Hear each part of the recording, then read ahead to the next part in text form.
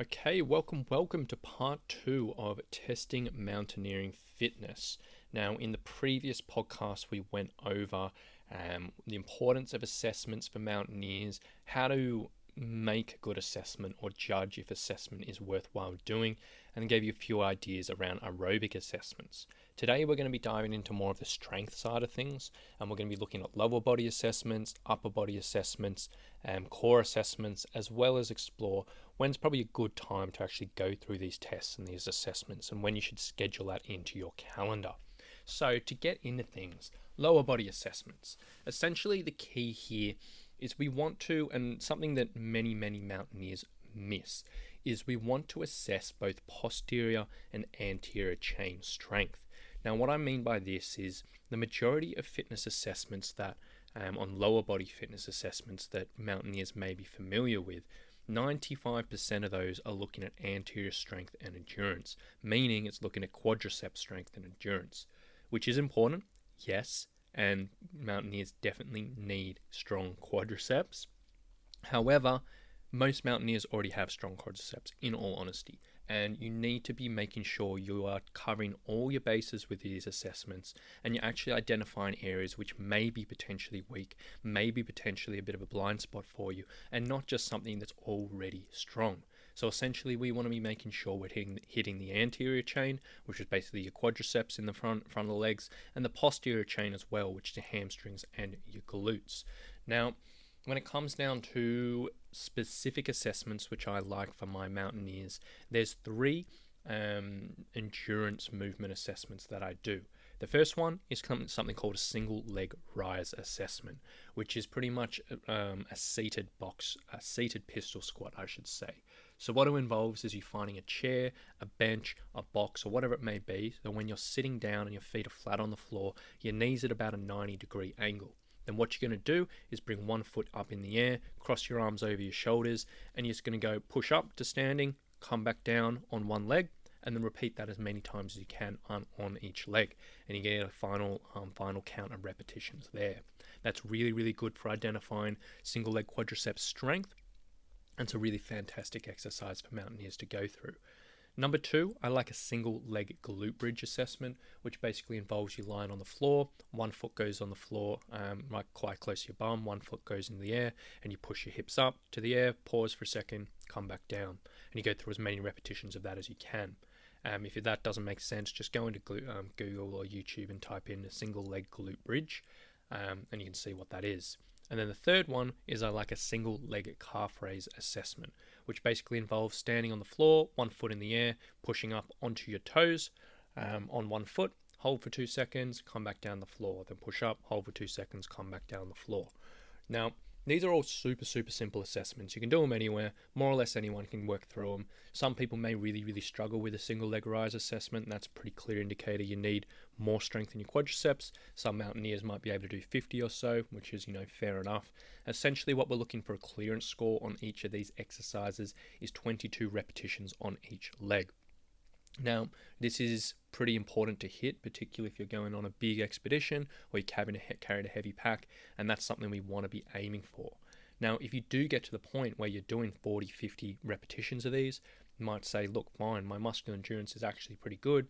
I might just need to be focusing on some other areas or more developing maximal strength or whatever it may be. I'll also say with this, it's probably worthwhile filming these assessments and just seeing what happens to the body as it gets to under fatigue. So you might do your first 10, 15 repetitions perfectly fine, but then the last 5, 6, 7 repetitions or whatever it may be, your legs might start doing some funny things, particularly on that single leg rise assessment.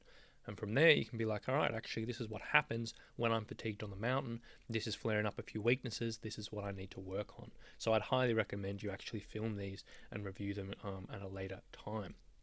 Now, once you've done these assessments, these are pretty simple bodyweight ones, anywhere you can do. You also want to have a look at testing under load. Now, when I say this, it is very important to understand how the body acts under load and under fatigue when it's under load. With a mountaineer, more than likely you're going to be carrying a heavy pack, in some situation, or you may get in dodgy situations where you need to carry a bit more share of the normal load that you do. Now, when you're testing movements with just body weight, that's fine for looking at endurance, and it's fine for getting a good judgment of where things are. But you also want to see what happens when you put a little extra weight onto the body and see if things start to fall up, see if there's any weaknesses flagged up or whatever it may be. So it's very, very important you also include this. Now, this can also be a really good motivator and judge, because this is when you're doing things with load, you're more or less looking at, how much weight can you shift. So simply getting a number on something like that can be very, very, very good motivator for many people. People love to see that progress over time, and you can use it to judge your progress and see if your strength training is actually improving over time. So it's really fantastic. Now, the common mistake many people do here is the first thing people think about if they're like, okay, I need to test my maximal strength, I need to test myself under load, and what I'm going to do is go out and do a 1RM test, which is a 1 repetition maximum test, which is essentially testing how much weight you can shift for one movement at a time. And you might do that on a squat or a deadlift, whatever it may be. And yeah, that can work, and yeah, it can be beneficial, but it's just not necessary for a mountaineer. Unless you have a massive background in powerlifting, unless you're super, super, super confident with this type of testing, don't do it. It's not necessary, it puts you at a big risk of injury, and it's just not appropriate for a mountaineer. Instead, there's a few different ones we can look at, which are a little bit safer and probably a little bit more appropriate for mountaineers. But if you're not confident with this type of testing, or you're not confident with this type of exercises, get it tested by a coach so they can guide you through it. But some tests worth considering if you are confident with a barbell on your back or, in the weights room, is doing a 3RM front or back squat. So instead of doing that 1RM when it's 1, but doing 3 repetitions in a row, and that can give you a good judge of where you're at.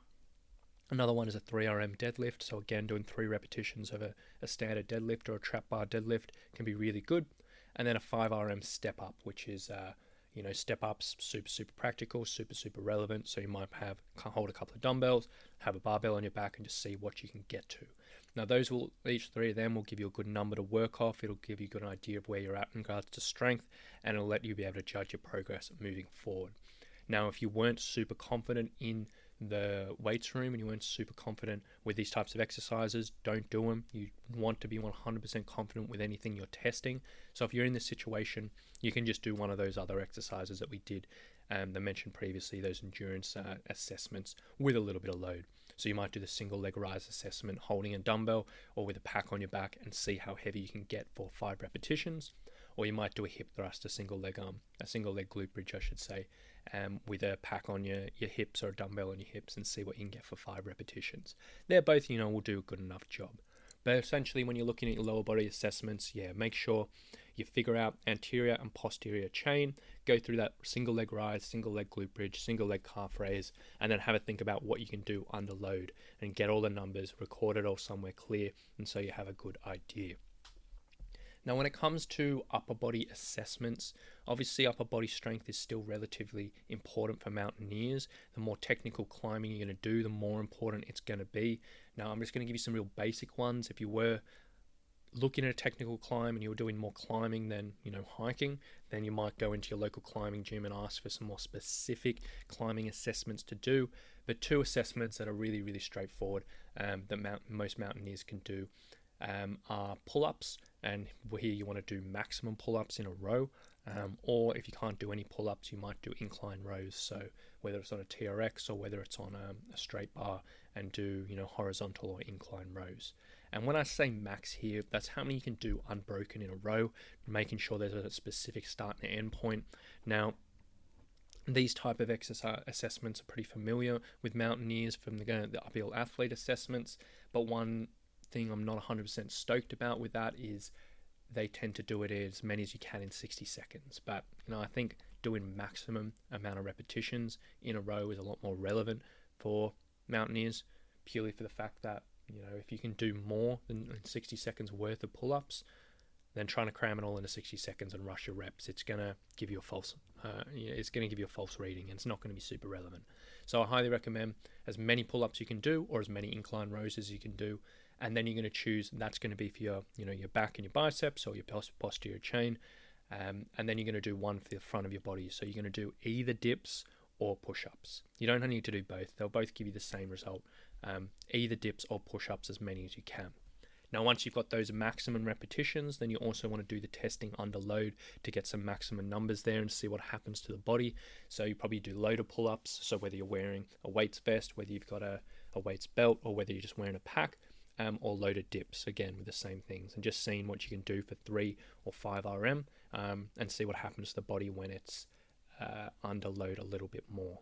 Now, for both of these, for the upper body assessments and the lower body assessments, haven't really given you any clearance scores. Yes, there are a lot of numbers that people can aim for, and people say, look, you want to squat twice your body weight before moving on to certain things, but in all honesty, it's not particularly necessary. So I much prefer to use these things just to flag up if anything's going wrong during fatigue, and also to benchmark things just to see where you want to improve in 6 months' time or 3 months' time, whatever it may be.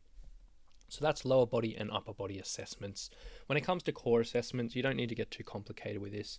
Essentially, don't waste your time with sit-ups. That's useless. There's no reason a mountaineer should be doing sit-ups, and there's nothing relevant that it's going to tell you. So skip them, don't do crunches. Really the easiest way to assess your core is, and particularly your abdominal endurance, is just doing a maximum plank, and you just hold this for time. Now, if you're one of the people who might weigh 60 kilos or 50 kilos and you can do this forever, you might consider adding a little bit of load, so adding 5, 10, 15 kilos onto your back. But if not, just do whatever you need to do and just do it with your body weight. Essentially, with a clearance score here as a mountaineer, you probably want to be hitting a 3-minute minimum before you go on any serious expedition. It's not saying you're going to fail if you can't hit it, but that's something a target you want to aim for. If you're just doing sort of casual hiking or casual day hiking, it might be 90 seconds. But as a mountaineer, you probably want to be hitting 3 minutes with your body weight as a clearance score. Now, when it comes to actually when you want to test these things, you do want to be relatively clear from the outset when you actually want to go through all this stuff. Now, a common mistake I'll often see people with their fitness assessments, so whether it's the cardio stuff, whether it's the strength stuff, is just doing it every single week and trying to improve every single week. It's not necessary to do that, and actually it probably could be counterproductive, because it more than likely will take away from other training sessions, and it more than likely will put you at a different training intensity than you may want. So trying to do it every single week isn't strictly necessary. I'd highly recommend doing it in the first week of training, just so you can get a judge of where you're at and you can judge your progress, and then you might repeat it every 4 to 8 weeks depending on how often you like doing this type of stuff, and then how long your preparations are. So anywhere between 4 to 8 weeks, but schedule them in prior. Just don't do it randomly, but actually have a date that you want to lead into. Now, when it comes to this and you do test, if things aren't improving, you want to change things up. Basically, if your aerobic fitness isn't improving, if your lower body strength isn't improving, your upper body strength isn't improving, and you've been trying to improve that with your training and things are exactly the same, well, that means something is going wrong. So you need to look at your training. You need to say, are you being consistent with it? Are you seeing progressions? Are you doing the right things? And if it all looks good to you and you're still not improving, that's when you need to reach out for help. Get a second opinion from a coach, get some outside insight, because this is where the value of these assessments come in, that you're not guessing whether or not you're improving your fitness or your strength, but you are 100% certain that you're doing the right things to help you. If you're not improving, don't fool yourself. You're not going to change. Do the right things, reach out for help. And as I said before, with all these assessments, film as much as you can, particularly with these strength ones, and have a look at through them all and see what happens to the body under fatigue. You might be super interested to see the change in what happens to your knees on, say, the single leg rise assessment between week 1 and week 6, or whatever it may be. And you can really flag up particular areas you need to focus on, so you can go through this. Now, if you weren't 100% sure how to understand these types of things, that's when you would see a coach or reach out to a professional and be like, look, I've filmed these assessments. I need help. Can you help me decipher all of this? And they'll be able to give you a little bit of direction. But it's super important, super valuable to film everything. So that will probably be enough from me today, guys. I hope you have gotten a bit of value out of this and been given an insight into how to use assessment and tests as part of your mountaineer training. As I said previously, if you're not testing, you are just guessing. So you want to get right about this. You want to do this smart, and you want to do things that are right for you. So go through that checklist from last episode around what makes a good assessment. Make sure that you're covering all those bases, and then maybe choose a few of the ones I recommended, or create your own, simply covering those principles. And it really will make a difference to your long-term preparations, and it's great to look back over over time, just to see your progress and see how far you've come, and it can be absolutely amazing. So thank you so much for listening today, guys. If you did want a little bit of help with this, if you were looking at your training and you're like, I'm not making any progress after this assessment process, I'm not getting anywhere and I am confused, I'd strongly urge you to reach out to me. You can find the online summit program, which is my online personal training service for mountaineers, in the show notes below. You can have a read through it all, check it out, and see what a specialized strength and conditioning coach for mountaineers can do for you. So if you want to find that, you can find the link in the show notes below, and I'd love to have a chat. So thank you so much for listening, and we'll talk to you soon. Bye.